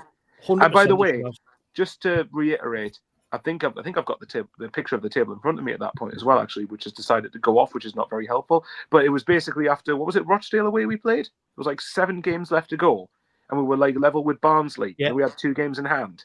To not get automatic promotion from that position is a To criminal finish failure. 4th. 4th. 5th. Or was it 5th? Jeez, Yeah. even worse. Yeah, and number 11 for Jack Ross. One way I like it. Okay, right. Next one, number 7, Dick Advocat. Oh, I like I that. Big didn't dick. rate him either. Oh, But we bought his wife some flowers, Michael. And aye. you got to take big inflatable cocks to away ends. You've got to Well, remember what these do you things. What to do? I'll get a big You inflatable testicle. you and go all take it to a game screwed where- us. Di Canio should have been 1. No, I'm just- Because at the minute you're sitting there with 1, I 2, dunno. 3, or 10. It's like, oh Yeah. my He's god, not- he's why not are a you 10, listing like, a he's not bunch a of 10, he's- shite? He's Oh got god, You've got to put him 3 then. He's not a 10. He's got to go on 3. I think he's much more a 10 than a 3. Like, I'm not Number gonna lie. 3, Dutch The only Advocate. reason I go 3 is because I'm worried. Do you know, like, put it this way, at the start of his first full season, well, start of the first start of the season he was here. What was it? We had like Leicester, Norwich, what was it? Swansea, Aston Title-winning Villa, Leicester. Bournemouth, and West Ham, and he didn't win a single one of those games. That's pathetic. Title-winning Leicester. He just Yes, but at that he just point- qualified Kurokawa for their first Yeah. World Cup. Either won 7-1. That away point at the Emirates was one of the best defensive performances I've ever seen until this season, and at least anyway. But Yeah, I was he gonna got say. us there. Did you tell Yeah. AI to do all managers like Peter Reid onwards? do the We're not whole- getting any oldies on these. Yeah. Shocking. I'm quite passionate. You're right, Shocking. Colin, to be fair to him, actually. That 0-0 Arsenal was a great defensive performance. The problem was everything I saw after that was one of the worst defensive performances I've ever seen. Yeah. He almost kind of went, right, let's go all out attack. Wait, what about the pack? What's defending? I don't know that. Oh, no, we're 3-0 down. What a shock. So, Russell Martin School of Defending. So you I went. mean, if you want to put went him 3 just with- for the sake of saving 10, well, fine. 3 or I 10. not rate him at all. I'm hoping and praying Michael Beale's coming for the 10 position. If he doesn't, then I don't trust Conrad's evil face, though. That's I don't trust that he doesn't put older managers in there. Shocking. I'm shocking. Well, I feel like it's because- ages. this I can It's contribute because more. between like 2000 to like 80 or something like that, we only had a few managers, whereas between 2000 now we've had about Yeah. 50 and 59. Fair Like it was a lot easier to Yeah, pick but one. you got Stoko, Malcolm Crosby, Dennis Smith, Peter Reid. You got loads of great But Mike, managers. come on, but Mike, you've also on the I other think spectrum, you'll you've got see Simon that- Grayson, Chris Coleman, Jack Ross, Phil Parkinson, Lee I think Johnson. you'll see You know, from this list, I've neglected Niall Quinn. I've neglected the great managers. That's what I've they've been doing. decided to name mid to shit. Yeah, exactly. Right, so fine. We'll do whichever Dick one you Advocate's want in 3 for you. Three. Okay. Are we putting Advocate 3? Okay. Shocking. Number This is 8, ending bad. This is so ending bad. it is. Simon Grayson. 10. 10. I don't care who comes Oh, after Simon if he Grayson, gives that's us 10. Beale now, you're going to put him first or second. You Mike, have Mike, ruined Mike. this. Di I Canio did- should have been up at 3. Mike, I'm just saying, even if Beale's on this list, I would put him higher than Grayson. Not Right. saying much, but I would put him higher than Grayson. Right now, the best manager he's listed is Keane or Di Canio. So Or Bruce. Steve Bruce. But, Steve Bruce by yeah, some way. I didn't like him, but I didn't. he's like always him. he's a mag. He's a mag. Yeah. Excuse me, how's the bacon? Yeah, how's the bacon, did you say? Number 9, Sam Allardyce. That's fair for 2 because he was a good manager. He took the England job and he was an idiot with that. But who's going to get who would be at 1? Can we just put him at 1 then? And then at least we're happy with 1, even if someone shit is at number 2. I think we're going to put him 1, just in case. And not to mention, to be fair, do you know when you get one of those big what if stories? I reckon you have a ton of them with Sunderland. One of my biggest ones is what if Allardyce hadn't stayed. Sorry, what if Allardyce had stayed? Where would we have been? Where would we have been? We would never have dropped to League One at the very least. But we now wouldn't have Xhaka, Nordy, and this is not judging Conrad, on managers. You can't judge on managers what they could have or should have or might have done in an alternative reality. It's not how it works. Yes, of course it is with me. You're in a world where you think we're if Peter Reid had still been managers today, he'd be wheeled in, but would be winning. Mike, no offense, but you always dwell on what ifs and everything because you think, what if we win the Premier League and what if we get? And that's not a speculation. That's a guarantee. That's statistical. It's maths. So I love Sam Allardyce. I need a lock in because Wayne's bedtime's rapidly approaching. We haven't even discussed. Right, I'd go 1 personally, but the other 2, I'd go 1. All right, fine. This is on you 2. I'm not here. I'm just an extra. Well, Mike, right, who do you think's coming to make second awful? You're either going to give us something like Beale or something really good that should have been above them all. Well, if it is Beale, at least he's above Simon Grayson. So fair enough. Well, the only one I could think of that would be better than anyone we've mentioned is Peter Reid, and Peter Reid is not on this list. What about Reggie? Well, it's 11 games into his Premier League season. Can we try and guess who the last person is? You can all have one guess. Okay, what about Mowbray? You have to give us. Is it since I got into football? Well, if you've noticed from the rest of this list, it's since 2000. So I'm just checking. You might throw a spanner in for this. I think Alex Neil's going to be in there. Alex Neil. Okay, it could be. I'll ask this before I guess. Is it since we dropped out the Premier Gus League? Poyet. No. So it's before we got relegated under Moyes. Yes. Fine, Gus Poyet. Mike? Go on. Just give it us. Rip David the band-aid Moyes. off. Oh, fuck. Yeah, now, Mike, are you happy I put Allardyce number 1 now? Yeah, I'm happy you put Allardyce number 1. I'm not happy you put Di Canio in 8th with the knee slide. He should have been right up there. Bruce probably should have gone a bit higher. I don't know. King probably been higher. Jimmy Paddy's comment class there. What's that? Oh God, what is it? Sorry. Alex Neil was on the list, but he left suddenly. Yeah. Very good. So, number 1, Sam Allardyce. Number 2, David Moyes. Number 3, Dick Advocaat. Number 4, Roy Keane. Number 5, Steve Bruce. Number 6, Mick McCarthy. 7, Martin O'Neill. 8, Paolo Di Canio. 9, Jack Ross. And 10, Simon Grayson. Apart from the likes of Allardyce, Jimmy, how you go? Do you know what, right? Apart from the likes of what was it? Allardyce, Bruce, I'd say Keane, who was it? McCarthy and all that. Apart from all that, that is a fucking shit list. It is, isn't it? It's horrendous. I'm gonna do this next week, and I'm gonna do like players pre-2000. I'll have nothing to say. I'll go with the general consensus. Honestly, I can't believe Peter Reid wasn't on the list. Disappointed me. It's too easy. Yeah, it's a bit like when I didn't put Phillips on the strikers list, because at that point you instantly know number 1. So I leave you not knowing who the last person is, and you're sitting there, well, it might be Phillips, it might be Reid, and if I do it, you go, oh great, well it was, and that's fun. Storko would have come above Reid, technically. To be honest, you're lucky Howard Wilkinson wasn't in this list, right? If I'm being honest. Malcolm Crosby got us to the 1992 Cup final against Liverpool. Remember that one? I mean, you also could go 2017-18 Sunderland squad 1 through 10 and go, who's least shit to Should have gone Robbie Stockdale, caretaker manager, Kevin Ball, caretaker manager. Hang on, you seen Robbie Stockdale that season, who was the best manager because he had a 100% win record? He didn't actually. No, he didn't. He was caretaker against Middlesbrough when we lost 1-0 away in between Grayson and Coleman. Go on then, best caretaker manager. Best caretaker manager. One choice. Who's your best caretaker manager? Kevin Ball. I was going to say Ball. Because he was given caretaker until the end of the season to keep us up, and he did. And then we convinced him to sign another deal. That's All a right, good so one. Yeah. the caretaker Ricky was all right. The Sabrasia. manager was fucking abhorrent. Yeah, exactly. Ricky Sabrasia was a good one. Oh Brad, God, yeah. no, he wasn't. He was great for like 5 games, and then the inmates were running the asylum for the rest of the season. Did we get a draw at Man United that season? Was it Man United we were going to draw that season? No? Sabrasia. No, because we'd already played there under Roy Keane and lost 2-1. That's right, You could have Bob Stokoe as a caretaker manager because he came back and did a second spell as a caretaker. We did draw Man United at home, Wayne, I think. Aye. Actually, I think it was 1-1 towards the back end of the season. Right. But I remember the 4-0 at home to West Brom and the 4-0 away at Fulham, like 2 games in a row where we just blitzed teams after Keane left. But Right, anyway, Michael, did you have something this week? Did you have a question or anything, or was that with the one that you? Is international football shite.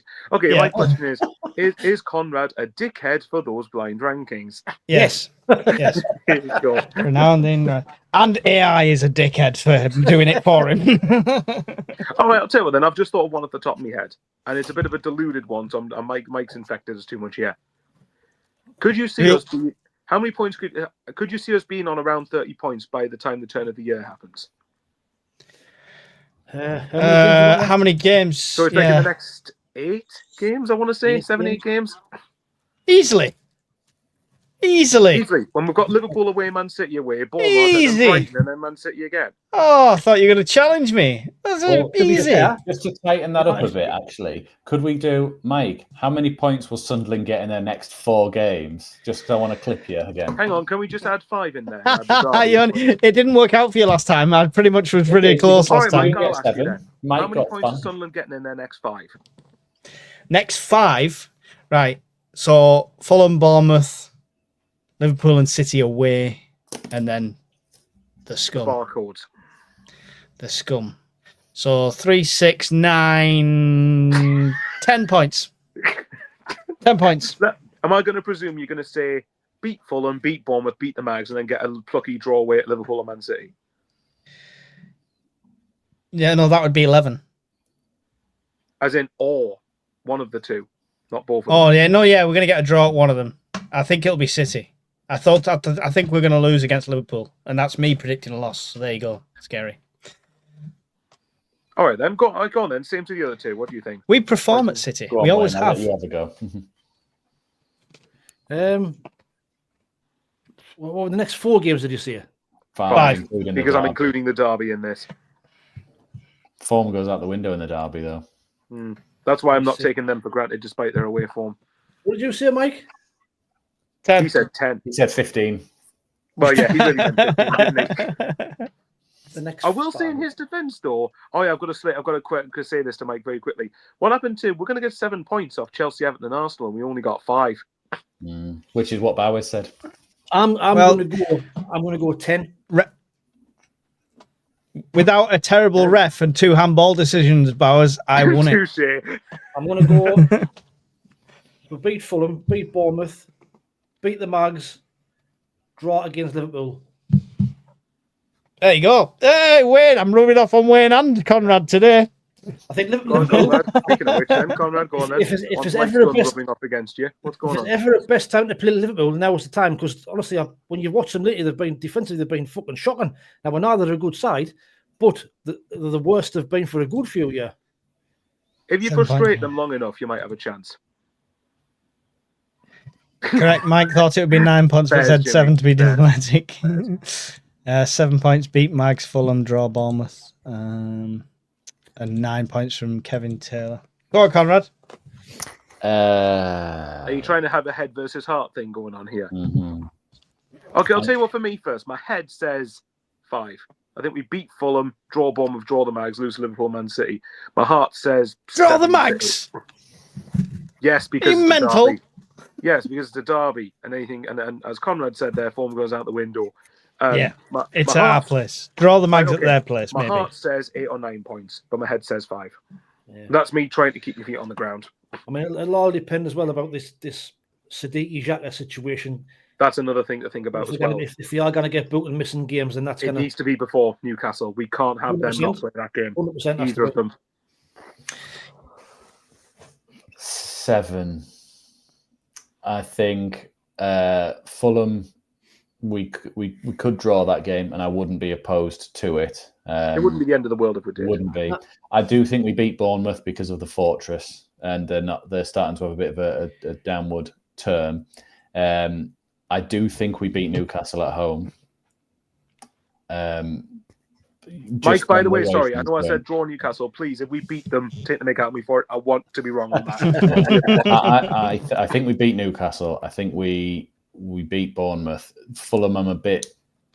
It depends at the moment. I'm thinking I'm not going to be opposed to a point. Potential, there's another point in there for Liverpool or City. More likely City. We have a good, weird record at That's Manchester what I was saying, City. And I think we will suit playing both of them because they're very attacking and we like to soak up and counter, a bit like Chelsea.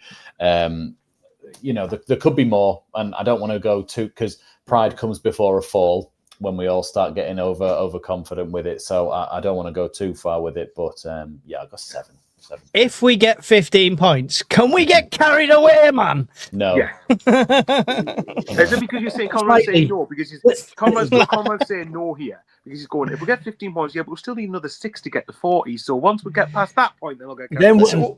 When it's coming towards the end of the season, when we're on like 83 points or something, are you all going to start to try and have a bit of optimism by that point? Yeah. Put it this way, I'll check the passport renewal date. I'm a bit like that Leicester fan that until I see the C next to our name, I'm not convinced on anything. Hang on, do you mean C is in winning the FA Cup? No, C is in cunt in hell with the champions of England. Actually, genuine question for Mike. Actually, I want to see what his thoughts are on this. If we finish, say, 13th but won the FA Cup, would you be delighted with that? Yes. I'd be delighted with it. I'd be delighted with a cup win. I'd be a bit disappointed with the place. I think we deserve better, but I wouldn't be sad. It'd still be a good season. That's still a great season, and if we can move on and improve after that, yes, I'd be happy. I was going to say, would you take finishing finishing 6th in the Premier League or 13th in the Prem but winning the FA Cup? Same outcome. If it's one or the other, it'll be 6th in the Premier League. No, easily 13th in the FA Cup. You've won a trophy then, and you get the same exact outcome. 6th can be a European spot. It is. It will be. You'll get Europa League. Will be European spot. No, but it's just no. And it wipes their smile off up the road that we've won a major trophy. Yeah, well, the Mickey Mouse trophy has we've won the bigger major trophy. Yeah, we finished 30. Palace finished 12th or 13th last season. They don't give a fuck where they finish. They finish there every year. They won the FA Cup, and that's the most important thing. I'd even be over the moon if you won the FA Cup and finished 17th. I'd be over the moon if we won the FA Cup and finished last. No. Wigan did it. By the way, can I just say, when Mike says he's the optimistic one, can you imagine? Look, we probably aren't going to do it, but imagine if we won the FA Cup at the end of the season, we finished like 13th, and Mike's going, "You happy with the season, Mike?" Well, yeah, I'm not happy with 13th. I'm like, "You won a you bunch of bastards, you. the FA Cup at Wembley. Listen, I think chat. I need to see a chat. Can they put in the chat 13th in FA Cup or 6th and no trophy? There we go. Kevin Taylor. I agree with Mike. Thank you very much. Come on, have a few people say you agree with the rest of us. Go on. I'll see if I can do a poll. Actually. Well, no, I just think right. Oh, okay then. I just think, but yeah, I think looking at the next few, I think Liverpool and Man City. I actually am the other way around. I think we're more likely to get appointed Liverpool than we are City. Personally, Las Palmas is saying 13th. Thanks, Ian. Ian's just backed us up. Yeah, Ian said the same. 13th in FA Cup. I mean, I'll put this poll on Spotify as well, so anybody watching on Spotify can get involved with us. Don't get me wrong. I'd love to win the FA Cup. I just don't think. It's not that I don't think 13th is good for your first thing in the Premier League. It's absolutely brilliant. I just think the way we're playing and the team we have, we deserve better. Would you change your tune a bit if I said win the FA Cup and finish 10th? Then it's still top half. Yeah, top 10, top 9. Would you change your tune if I said win the FA Cup and the Premier League? Yes. Yeah, I'd be win the okay with Champions that League the year season. after. Yeah, I'd be okay with that season. You seem to be so hung up For on me- finishing sixth. I just wanted to check if first was better for you. For me, if we get knocked out in the third round and finish 17th, I'll still be happy. Yeah, same. I don't know. It depends who we get knocked. If we got knocked out with someone like Harrogate or something, or Crawley Town. Gateshead, I'm like, I think as fans we owe it to the club to demand more, not be happy with 17th, Wayne. We have to, as fans, we have Mike, to want more. Remember, it comes from a place where all we had to celebrate at one point was winning a pizza stuffed crust. I know. I've been through it all along like, your side. I know. That's so funny. Just as I mentioned, I'm still celebrating. Pizza Cup, yeah. Yeah, that's true. Oh, please, I'll finish please, 17th so FA funny. Cup and they get relegated. That's the one. a good season. Yeah. Oh, what was the season where our game got them relegated? Under Allardyce. Is it Allardyce? Yeah. It was our game that got them relegated, wasn't it? Yeah, Just that shame we was appointed the dour bastard Moyes afterwards. yeah. But, Right. That would be amusing. Come Wayne, on, have you we've got got time for Fulham? to think of Wayne's bedtime. We'll quickly do Fulham. He's fine. He's got another 20 minutes usually. You know, he can stay up I'm to wide about awake and I've 22. got matchsticks in. I'm fine. I'm all right. Good with Is this that- fight. So guys, I we're forgot to still play the midnight gong, tonight. so we've lost all track of time anyway. But But yeah, do you know what you also forgot to play? never clicked that. I never clicked the button. That was not me. Can't believe you played that, mate. It's ridiculous. That was not me. Not guilty. As well. That's ridiculous. I love I got to play that because he scored, which was my crowning moment, and did a that, short and then of it. I didn't get to do the show straight after it, so I was gutted about Did you that. not play it when you were doing the live stream? Oh, he did. He did. Yeah, did it in the live stream. Best thing is, he doesn't even celebrate. He turns to find where it is, puts it on, waits for it to end, and then goes, "Yay!" Do you think Robbie was like starting to celebrate? He goes, "Yes, hey, someone's played Mr. Blobby." Fuck off. Oh, Then you just That was ruined it. it was just shock, Conrad. It was shock. He scored. Panic. Where's the button? Yeah, and you said it was an overhead. You said it was a bicycle kick, and I'm like, well, from your angle, maybe. Did I?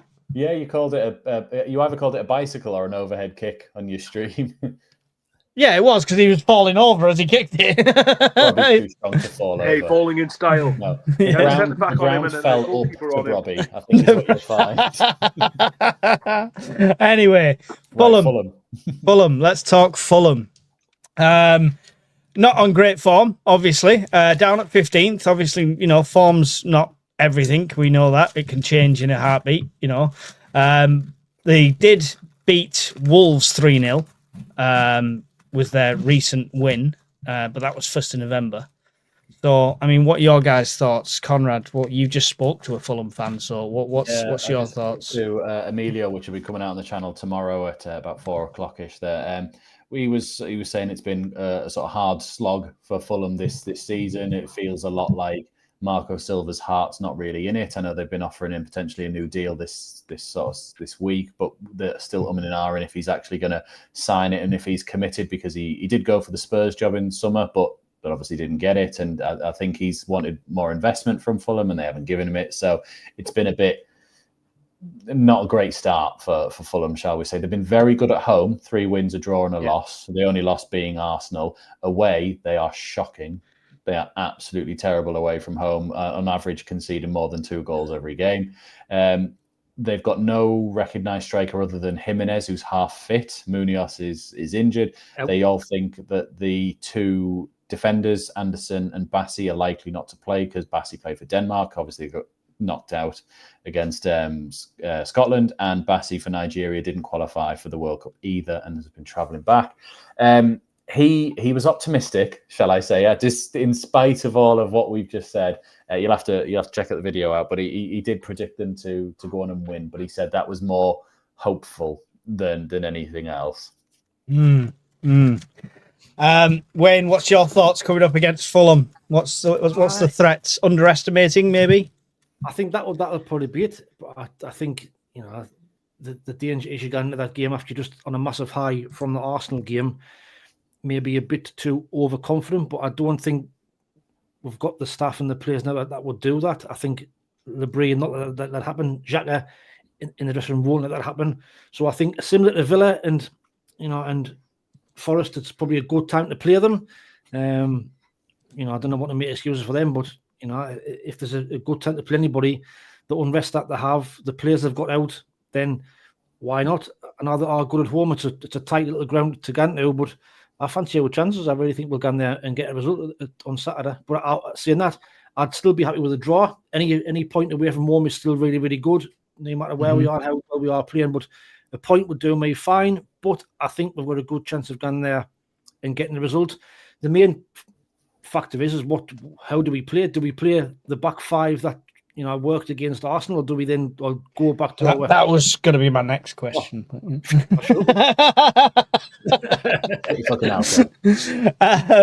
Bowers, anyone threatening from Fulham? Anyone who worries you? No, I mean, I know they've got that Kevin who they signed, and he looks a bit of a young lad. And they've got Alex Iwobi, who's a decent player, but apart from that, they haven't really got that many. Sessegnon's decent going forward as a wing back, but apart from that, I'm not really worried about any of their players. To be fair, I think on paper, man for man, we've probably got the better squad. Bowers, is this the game we end up doing a Sunderland though, and not performing because we're playing a lesser team? Yeah, that's always the issue. I mean, you could put Burnley in that category, couldn't you? Not to try and sound disrespectful to Burnley, but I do believe, man, we have better squad than Burnley do, and Leeds. So it's a good thing, really. We've got to get that head start for the 24 points gap, which I'm not going to let go. But if I look at Fulham, I think I've got a good feeling we're going to win this game. I think there's a lot of unrest at Fulham at the minute, and I think the big thing is if we keep it tight and keep them out, then I think we will have too much. I don't think it's going to be a classic. I think it's going to be games where we're going to let Fulham. I think away from home we're going to do this regardless of who we're playing, where we're going to let the opposition have a lot of the ball. I mean, we've done it in some home games where you let the opposition have the ball and keep a shape and everything else. But look, I watched Fulham against, I think it was Brentford, they won 3-1 at Craven Cottage, and they were very good that night, actually. Very good, deserved to win the game. Obviously, they've smashed Wolves. I think what was caveat in that was Wolves were down to 10 men, I think, for an hour of the game as well. And obviously, Wolves haven't done great. And obviously, they beat Leeds in the last minute, although Leeds scored for them. But it's a win. You don't turn your nose up at it. So, yeah, but you're right. At home, they've only lost to Arsenal, isn't it? You said. Yeah. So, yeah, but it's obviously not going to be an easy game. And if you look, we went to Man United too overconfident, and we paid the price for that. So, I'm hoping we remember not to let standards drop, which I don't think we will, but you never know. But I just have a feeling we go there and get a win. And I think, and to sort of move on to your next question to try and speed it up, because I know you're going to ask, would I go 3 at the back or 4? I can see us sticking with 5 at the back, but I think it could mainly be where we transition to 3 at the back a lot, where the wing backs sort of bomb on and I push more as wingers. It just depends how the game unfolds, really. I could genuinely see either formation, but I'd be tempted to stick with 3 at the back as long as you've got the right players at wing back, and that provides the width, and then you could have even a front 3 of, say, Traore, Lefebvre, Isidore, or Talby, or Starton, or whoever else it would be. Yeah. So that was my next question. You're right. And Wayne, do we start with so much success against Chelsea and Arsenal with 5 at the back?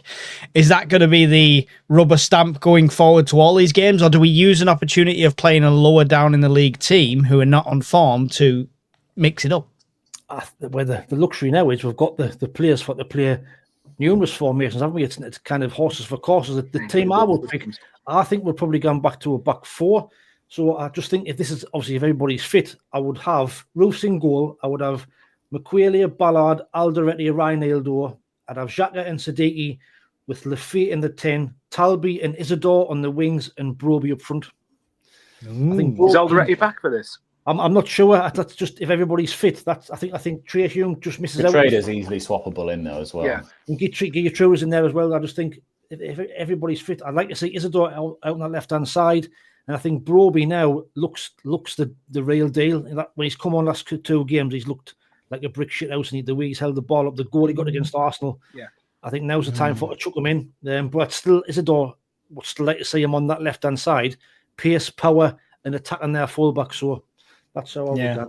By the way, just quickly to add on what Wayne was saying, I also think that a point here wouldn't be disastrous for us either. Not at all. Yeah, I think even a point would take us halfway towards 40. So I think Yeah.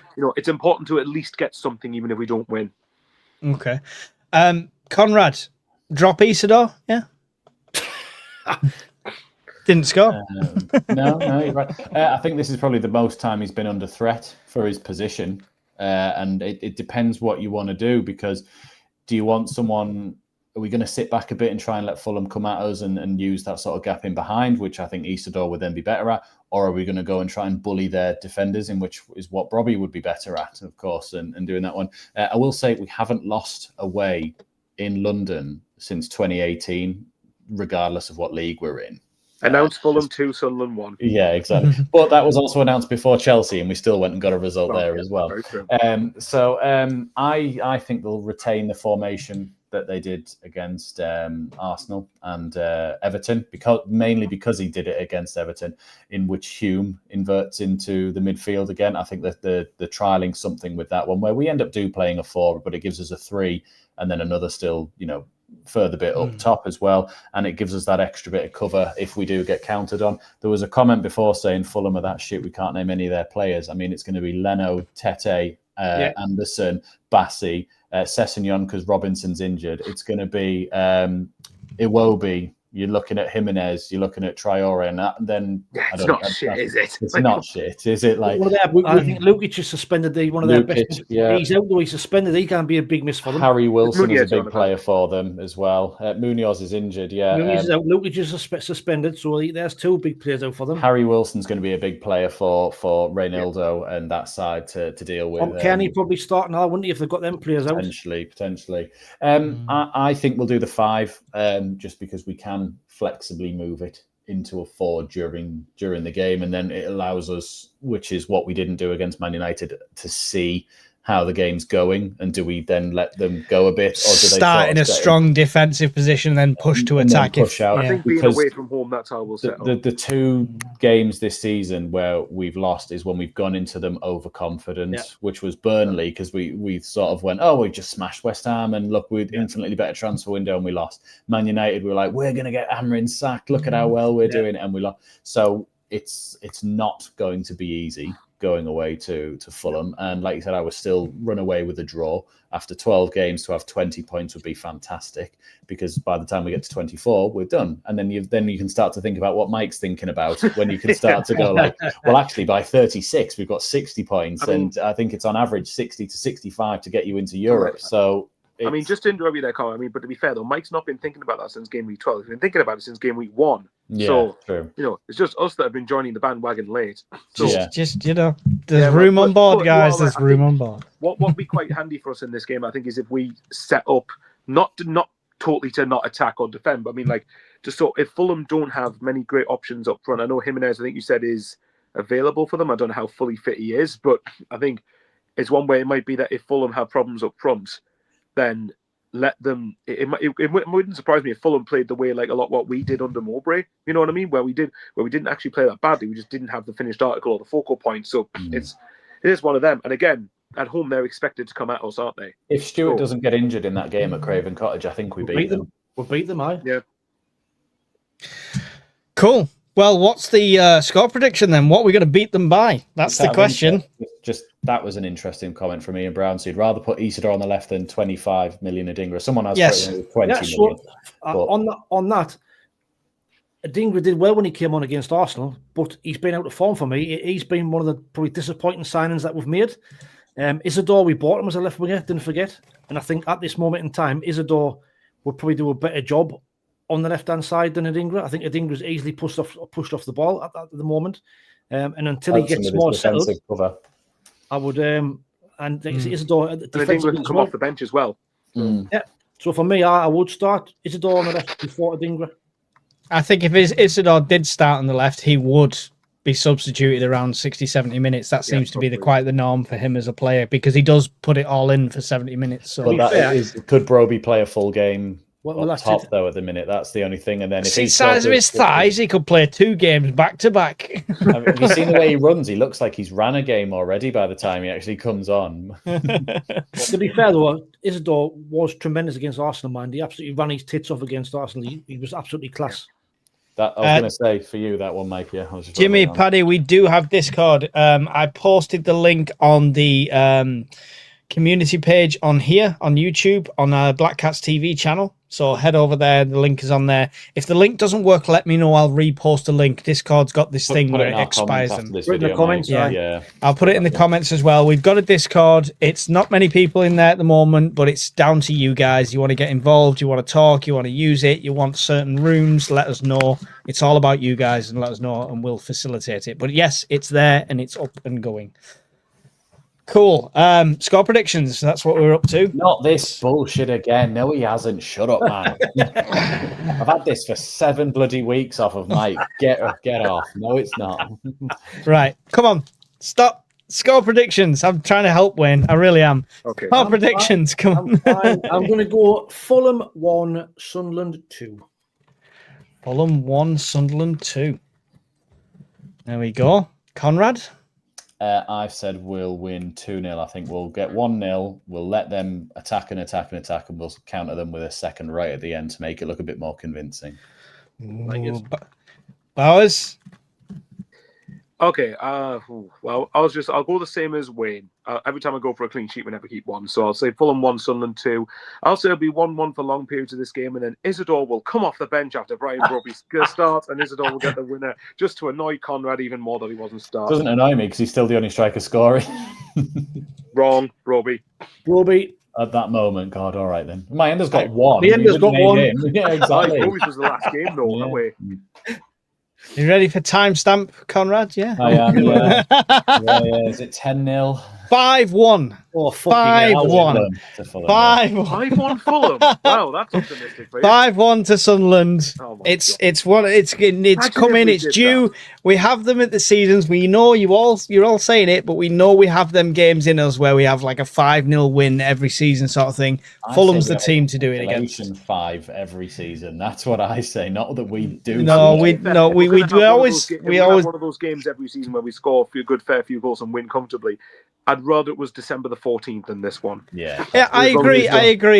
But I like to. Well, you lot are being conservative. I like to mix it up a bit. I like to see Wayne's reaction when I put a ridiculous score thing out. It's fun. SJ, yes, he is nuts. Somebody put a thing out saying, "Mike, what's in that vape?" I'm that's the same question. Listen, if it happens. If it happens, We'll see you on Wednesday. Fulham 0, Sunderland 2 says. See you on Wednesday, I do want to put out there. Yeah, Gary, I might be sick again. Gary Hoyle, James Bowens, Fulham 0, Sunderland 2, Robbie Brace.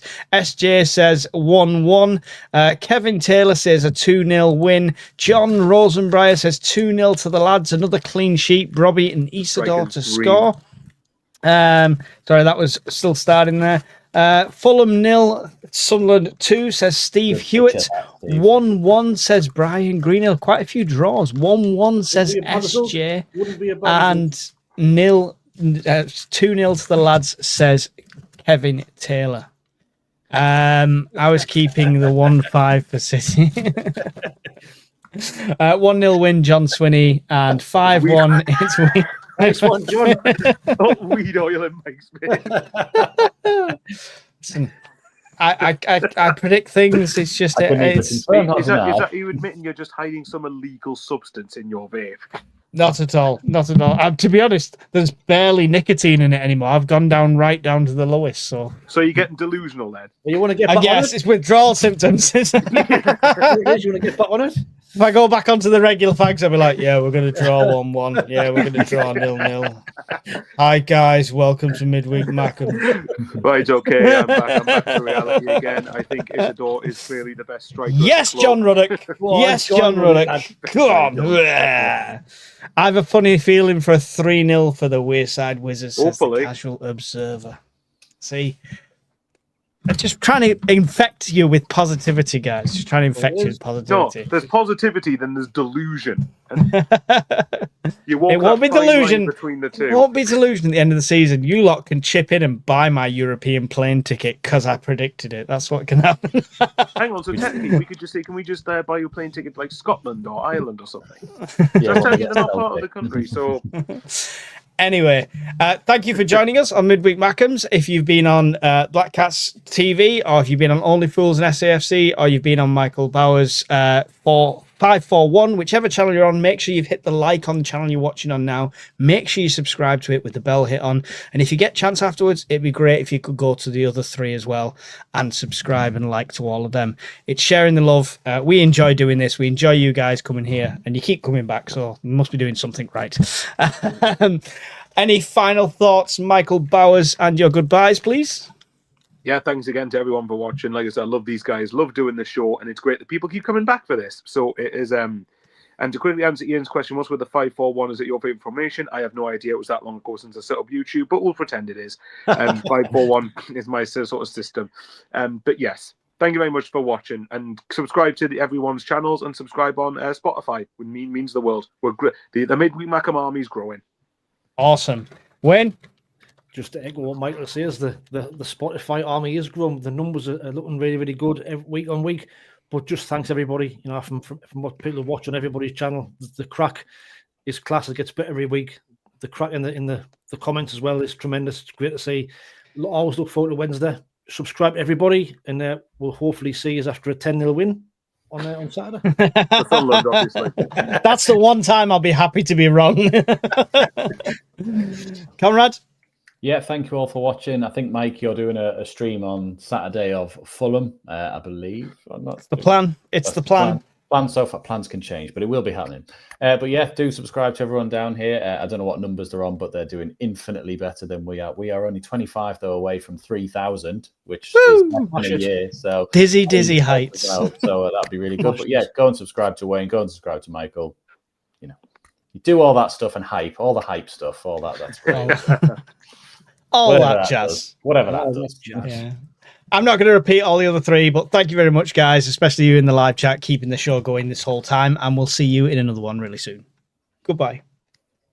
Got Conrad on the mic, got Bowers on the keys, got Wayne with the banter, and it's all about me. Midweek Mackems, your weekly dose of chaos. Midweek Mackems, we're back to take the crown. I know it's hard to get along with the league being so strong, but don't you worry now, just sit back and listen to the song. Midweek Mackems, your weekly dose of chaos.